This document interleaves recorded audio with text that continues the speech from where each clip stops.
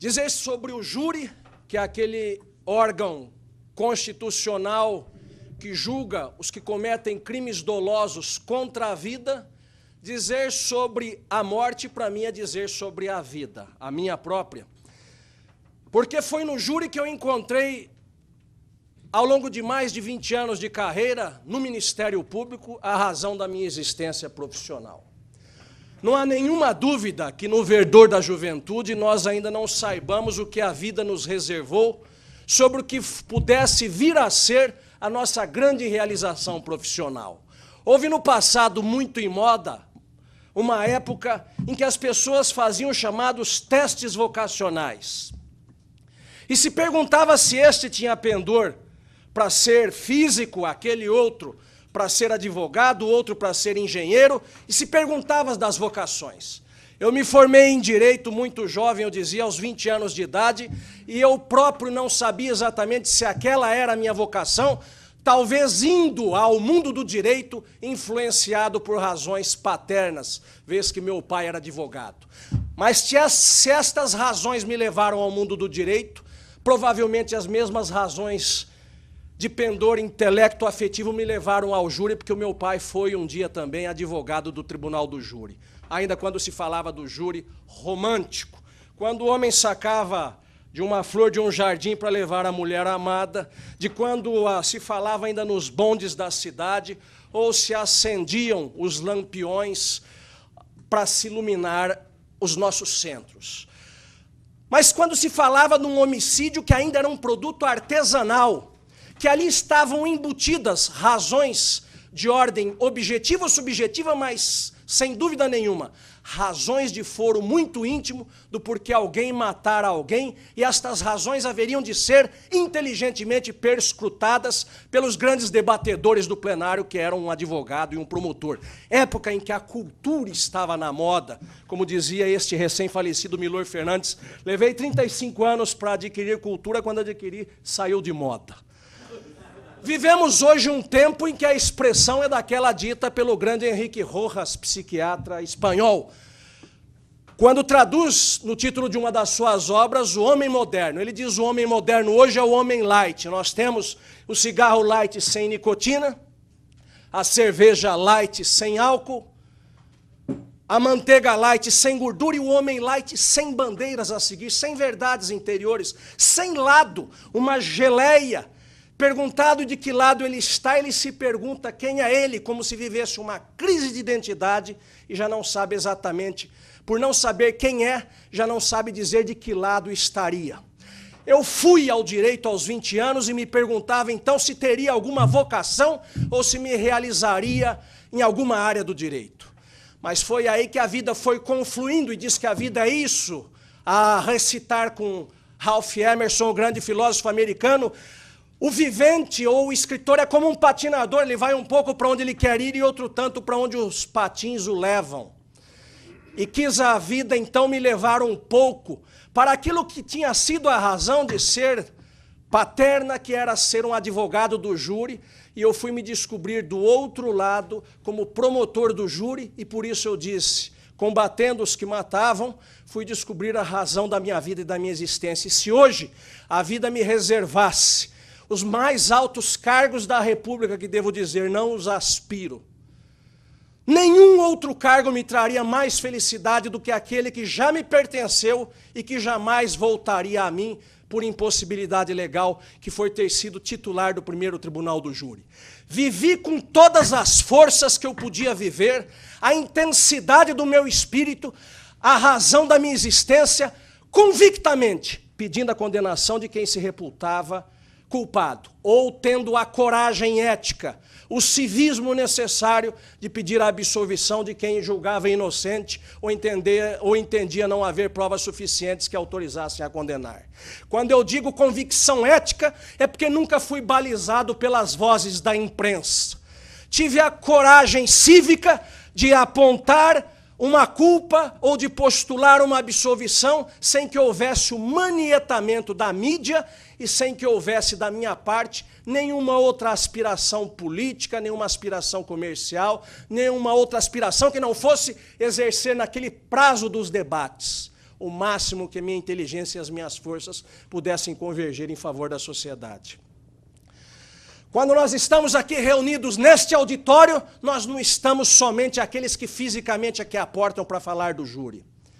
O júri pertence ao passado, é um clássico da justiça, como a vida é um clássico do universo. Quando nós estamos aqui hoje a falar do júri, é porque houve uma época em São Paulo que já frequentaram este júri um Valdir Troncoso Pérez, um Dante Delmanto, na tribuna do júri do Rio de Janeiro, um Evandro Lins e Silva, um Romeiro Neto, na Inglaterra um Erskine, nos Estados Unidos um Clarence Darrow, na França um Maurice Garçon, um Roger Ferry, na Itália um Enrico Ferri, homens que fizeram da sua vida muito mais do que um discurso argentário, movidos puramente pelo vil metal que é o dinheiro. Homens que entenderam que o máximo que a vida podia lhes aportar era defender com a força das suas convicções a liberdade em favor de alguém, ou como no meu caso, a supressão desta liberdade, entendendo que a heterolimitação da liberdade de outrem significaria a liberdade de toda uma sociedade.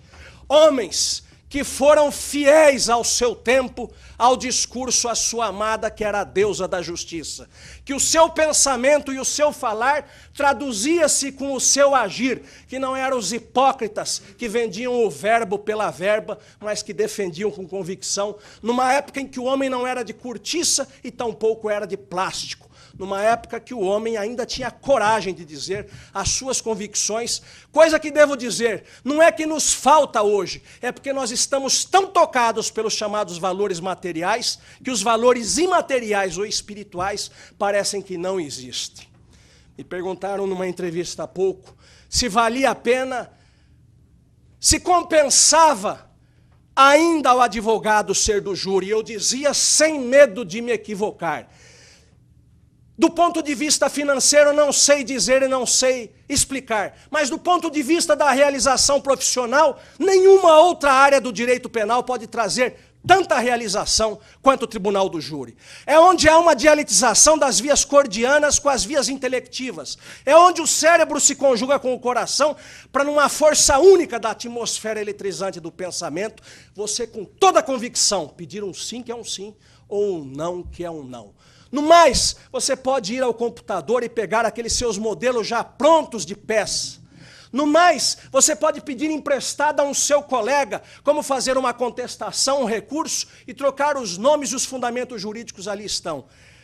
Mas nada vai lhe devolver a satisfação ou a frustração, se você bem não trabalhar, do que aquele momento único de um caso único que é levado ao tribunal do júri, para o julgamento de homicídio. Indivíduo 1, sempre recitei, únicos. O homem é uma partícula divina que não existe duplicata na Terra. Se no sistema de Vucetich não existem duas impressões digitais no mundo, é porque esta expressão de almas gêmeas é uma expressão muito mais metafórica e poética do que, evidentemente, de verdade. Porque nunca ninguém conseguiu fotografar uma alma como diria haver, então, um gêmeo desta alma. É porque cada um de nós tem uma matriz intelectual, afetiva, elementos anímicos e intelectivos que são só nossos e não são de outrem. Qualquer aproximação grosseira da alma humana vai frustrar este que tenta ser o cientista da alma. Nós podemos decodificar tudo, chamar os psiquiatras, os psicólogos forenses, até os sociólogos para tentar entender a evolução social ou a evolução deste indivíduo pela infância que teve ou pelo problema mental que chegou a ter e por isso ele é assim, não de outra maneira. Mas sempre haverá um sétimo véu indevassável da nossa psique que nenhum striptease mental vai conseguir devassar e revelar. Que nenhuma verruma analítica vai conseguir levantar e dizer este homem é assim por causa disto, matematicamente, e por causa daquilo. É porque existe um algo misterioso, diz que Deus, quando faz a criatura humana, põe mais uma porção de ouro em um do que em outro, ou faz um diferente do outro, mas faz cada um se a imagem e semelhança dele, para os que acreditam, decididamente dá a cada um de nós uma identidade que é absolutamente única, e por isso, quando o cronista judiciário diz, e tudo começou, o cronista policial diz, tratando de um crime, e tudo começou naquele dia quando, vire a página, Tudo não começou naquele dia. Tudo começou com os pais que esta pessoa teve ou não teve. Tudo começou com os avós que teve ou não teve, porque tudo vem de uma herança genética. E você é impulsionado para um caminho ou para outro, dependendo dos pais que você não escolheu. Dependendo do ambiente em que você foi criado, que é Ortega y Gasset, eu sou eu e as minhas circunstâncias, e se eu altero as circunstâncias, me altero eu próprio. Dos vizinhos que tive ou não tive, ou Tobias Barreto, até dos lábios que beijei ou não beijei. Porque as frustrações se incorporam à minha vida e me fazem ser um ser absolutamente único e autêntico, que ninguém nunca poderá, com baldadas razões, dizer este homem é um produto da natureza, é um produto do meio cultural, é uma simbiose dos dois, mas eu consigo exatamente dizer por que ele reagiu assim ou aquela forma às provocações exteriores. Não é sem razão que o grande psiquiatra espanhol, que para nossa honra viveu no Brasil, o grande Emílio Miri Lopes,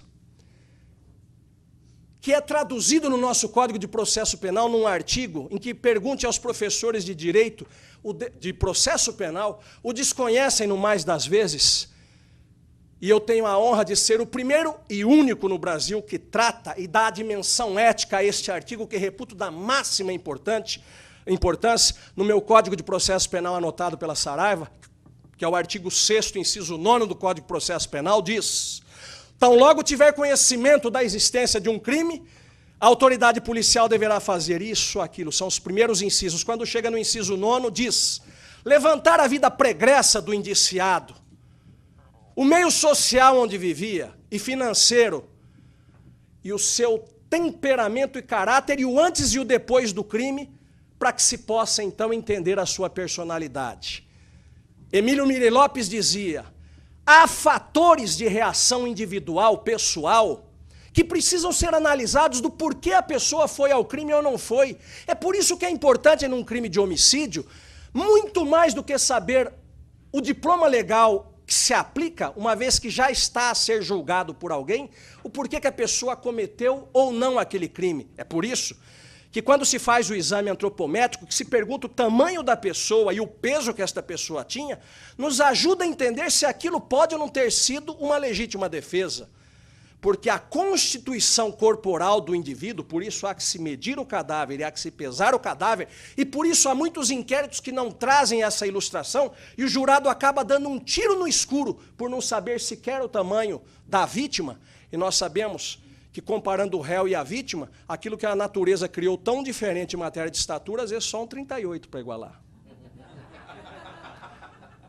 É por isso que a constituição corporal é extremamente importante, porque não reage a uma provocação do mundo exterior, um homem grande e forte com um pequeno tísico amofinado. Quando alguém provoca alguém, o homem mede o outro pela largura dos ombros ou pela envergadura, via de regra. E se assim não o fizer, é porque lhe falta outro dos mecanismos de reação individual específico, que é a chamada inteligência.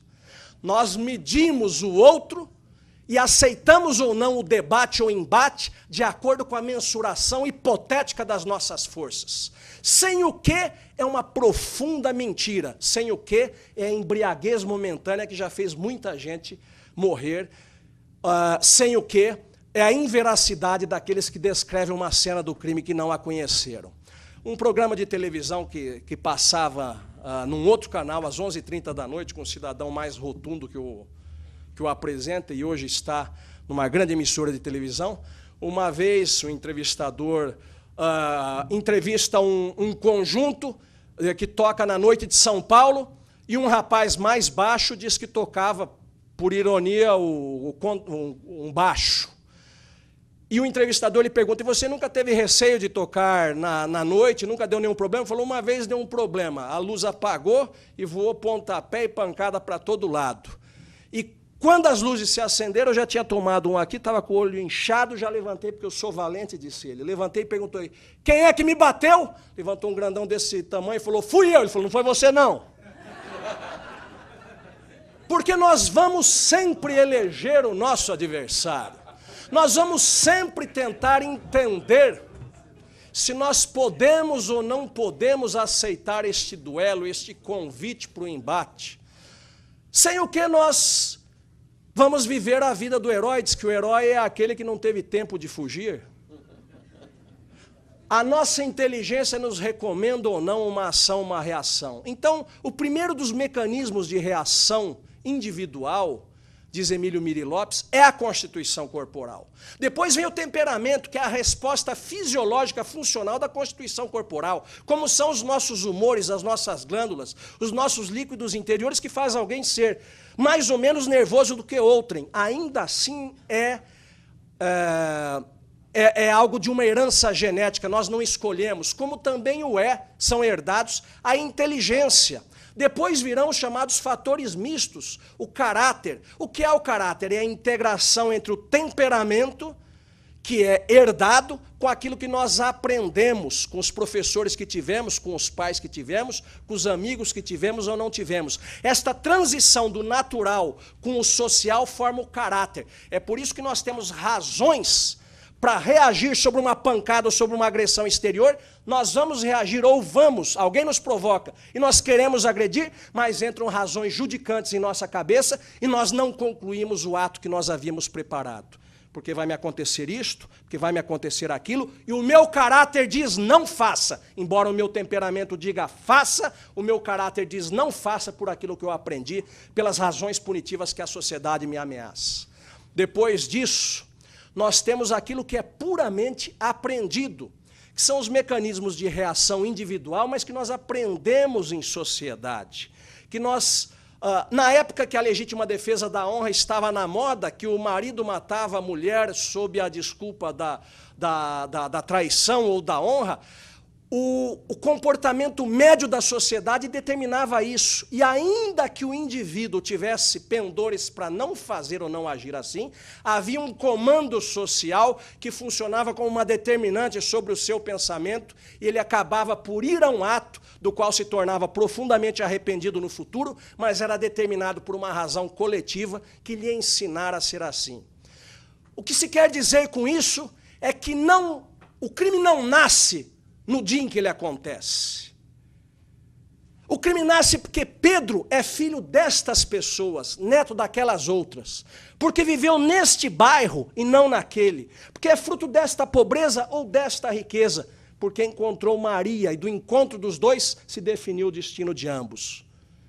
Paulo é assim porque é filho de outros pais, teve outra história de vida. Então tudo não começou naquele dia, como diz o cronista policial. Tudo começou muito antes, e daí que vem a grande inteligência do orador do júri, porque tudo que é jurídico é ao mesmo tempo cultural, filosófico, histórico, sociológico. É por isso que um tribuno do júri tem que ter noções de medicina legal, de psiquiatria forense, de sociologia, rudimentos destes saberes, porque o discurso do júri é muito mais amplo do que simplesmente recitar os versículos legais.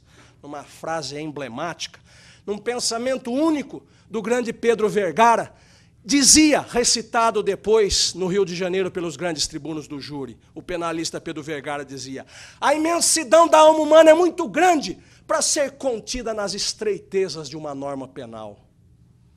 Quando o legislador fez o Código Penal, ou faz ou reforma, ele trabalha na tranquilidade e no tecnicismo de um gabinete, e ele não é capaz de mensurar, de avaliar, de balizar, de medir, de entender as reações ou as ações ou os acontecimentos do mundo cotidiano. Só é dado a ele projetar naquela norma que ele cria o vir a ser de um direito que ele espera acontecer algum dia, de acordo com a sua prévia experiência. Mas a experiência dele não quer dizer que será aquela experiência do homo médios da sociedade, porque ele já é elite, senão ele não era senador, ele não era deputado. E ao ser elite, ele se distancia da mediocridade, ele se distancia da mediania, e ele não consegue colocar o termômetro do seu conhecimento na axila dos acontecimentos sociais, tal como eles são. Vale dizer, cada acontecimento humano, cada morte, como cada história de amor é absolutamente única. Eu costumo exemplificar que o crime é a outra faceta do amor e pertence ao ser humano da mesma forma. Se algum dia viessem marcianos à Terra, eles não iriam, estes homens então, que conheceriam tudo o que a ciência poderia criar, se viessem à Terra seres interplanetários, diz o poeta, jamais iam querer levar daqui um computador, um modelo último de avião, nenhuma máquina, nenhuma engenhoca que a inteligência humana pôde construir, mas sem dúvida nenhuma deveriam levar um poeta, ou alguém que pudesse mostrar a um ser de outro lugar o que é este sentimento único, inerente e imanente à condição humana, que é o sentimento do amor.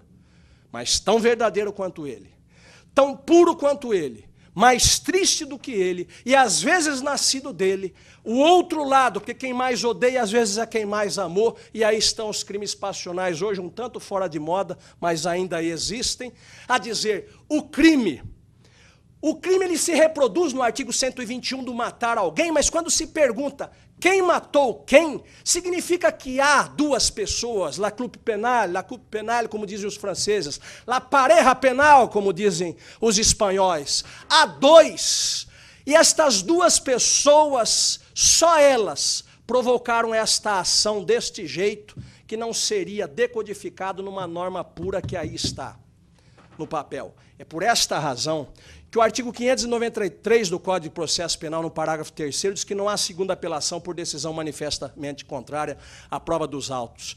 É porque quando toda a prova do processo manda condenar, o jurado pode dizer, eu entendo que toda a prova do processo manda condenar, mas se me foi dado um voto sim e um voto não, eu entendo que há razões ultraprocessuais, metafísicas talvez, mas que me impõem a razão e o sentimento de absolver.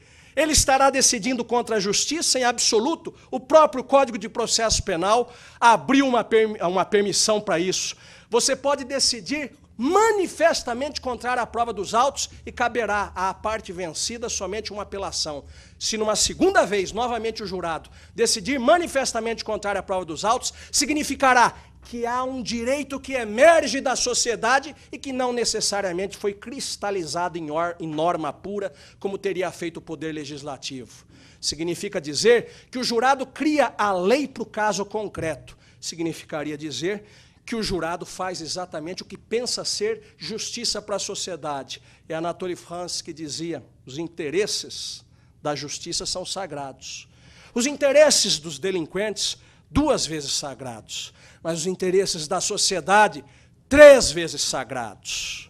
Há situações em que a norma manda condenar, mas o jurado diz, eu não condeno isto. É o pai que mata o estuprador da própria filha. É o velho homem que mata o estuprador da neta, sabendo que o Estado não foi capaz de impedir aquele crime do estupro, sabendo que o Estado não estava ali a proteger, a tutelar a dignidade daquela moça que fora violentada, sabendo que este homem experiente de vida já não confia e tem razões para não confiar no Estado e resolve fazer justiça por mão própria. O que ele fez é errado do ponto de vista nada mais do que legal, meramente legal, do ponto de vista do tecnicismo jurídico é errado, mas da conveniência social não necessariamente o é. É por isso que são dados 2 votos ao jurado. É por isso que ali há uma conjugação de 7 consciências, 7 sensibilidades, 7 corações, 7 percepções de vida, 7 históricos de vida. É por isso que ali há a somatória e a convergência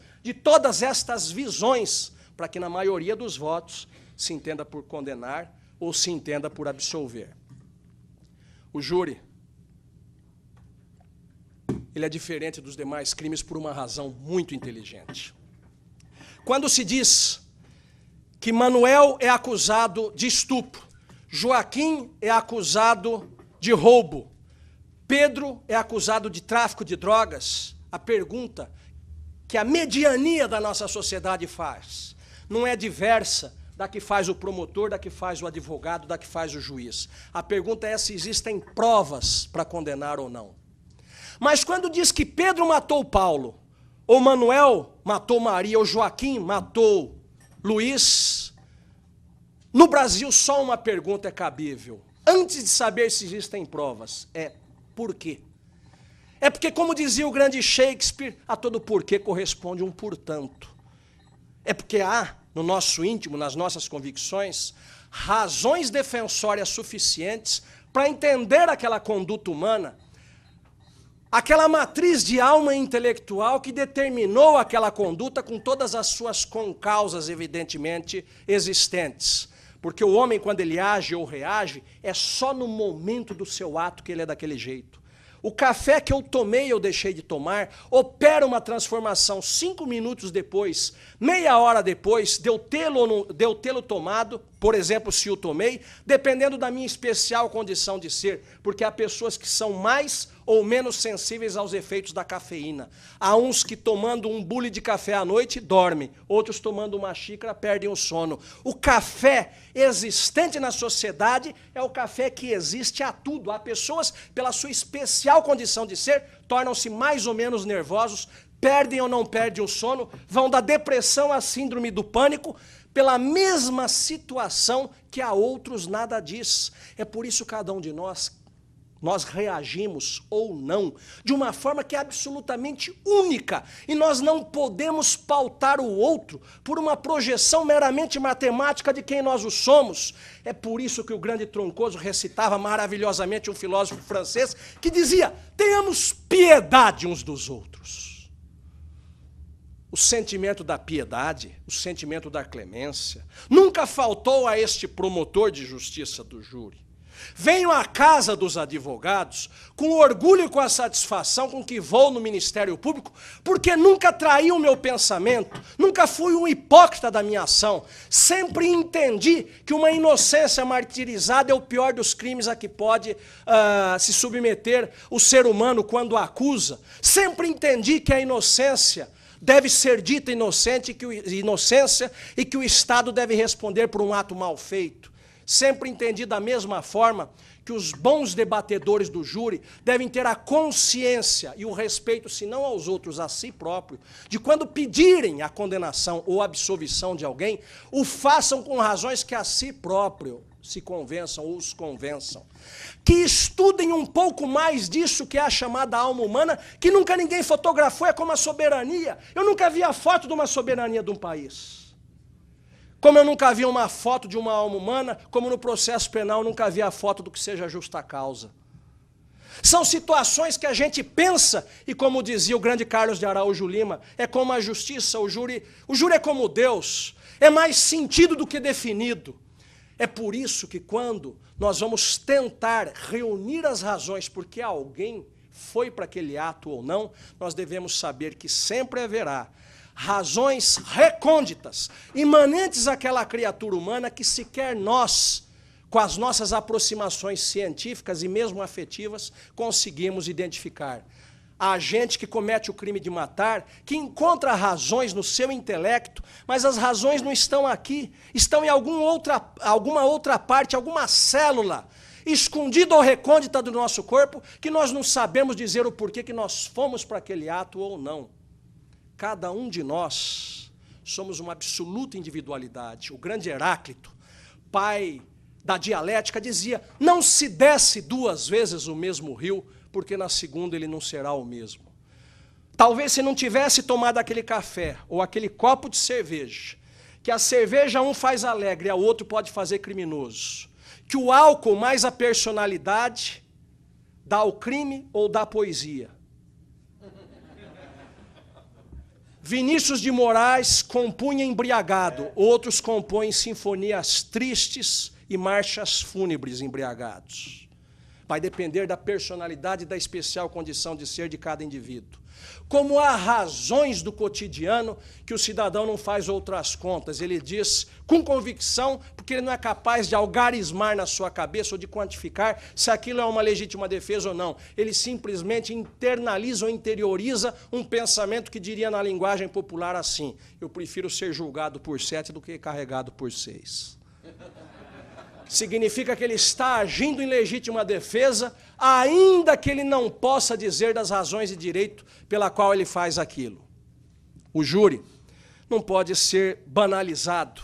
O júri não poderia ser tratado como está sendo tratado hoje na mera aritmética legal. A testemunha do crime não é a mesma testemunha do cível. No cível você escolhe a testemunha, você vai entrar com uma ação de denunciação de obras novas, porque tem um prédio sendo construído do lado da sua casa e derruba dejetos na sua casa. você chama um engenheiro, chama eventualmente o prefeito, alguém para ver o que está acontecendo, arrola esta pessoa como testemunha. O crime não, é o fatídico, é o que quebra o cotidiano. Você está passando na rua, uma briga num bar, uma facada, um tiro, um corpo que cai, alguém que sai correndo. É um flash e você não quer ser testemunha de um crime. São testemunhas, ponto, dizia uma velha manchete de um jornal de São Paulo. São candidatos à morte. A diferença do homicídio de hoje e do homicídio de 40 anos é que naquela época era um crime muito mais artesanal. Haviam mais razões para aquele cometimento do crime que permitiam uma evolução mental, uma elucubração mental maior, uma fabulação da parte do orador maior do que as de hoje. Hoje é muita briga de quadrilha. Hoje é muita briga de quadrilha de roubador de carro, muita briga de quadrilha de traficante de droga. Hoje são poucos os crimes que se diferenciam como arte no homicídio. Hoje, o crime está tão banalizado que eu tive a oportunidade de escrever em um dos meus livros, o homicídio. Em tempos democráticos, não há peito que diga desta bala não morrerei. O homicídio hoje se banalizou a tal forma e o que fizeram então os debatedores do júri? Plastificaram, coisificaram e trataram como um produto de fábrica as suas ações como debatedores no tribunal do júri. A poesia vai se perdendo. E por que o resgate da poesia? É porque eu sempre defendi, como Manuel de Barros, o grande poeta sul-mato-grossense, que diz que ele gosta de desconstruir as palavras para reconstruí-las ou dar a elas um novo significado. Ele recolhe as palavras como quem abraça as prostitutas, como quem tira do esterco da lama aquilo que está sujo para dar àquilo um novo brilho, devolvendo-lhe uma virgindade perdida. As palavras precisam ter alguma força. Quando você fala em júri, você evoca a Deus. Ser jurado é falar em júri, é evocar Deus por testemunha. É por isso que diz: eu juro. É por isso que a Constituição mudou o eu juro para eu prometo. Numa dificuldade que tinha o legislador de dizer, mas isto é uma justiça divina ou é uma justiça humana? Manteve a raiz semântica da palavra jurado, mas deu um revestimento meramente constitucional e legal àquilo que tem uma verdadeira origem divina. É por isso que na origem do júri, lá na Inglaterra, 12 era o número dos jurados, como 12 era o número dos apóstolos no dia de Pentecostes. Imaginando-se que quando 12 homens de consciência pura e sã ali estivessem reunidos, poderia baixar o Espírito Santo, chegar à verdade, e eles poderiam, então, bem decidir. O tribunal do júri hoje sofre desta mesmice de banalizar-se uma função. Não é prerrogativa do júri. Nós todos hoje estamos pensando que a nossa existência deve ser nada mais e nada menos do que uma estrada que não sabemos de onde saiu e nem para onde vamos. E transformamos a nossa existência na busca eminente, constante dos bens materiais. Nós transformamos o melhor da nossa vida, a nossa juventude, que era feita de sonhos, hoje por algo que não pode ser sonho, que é uma simples briga, ou pela satisfação das nossas necessidades, até aí estamos todos de acordo, ou por uma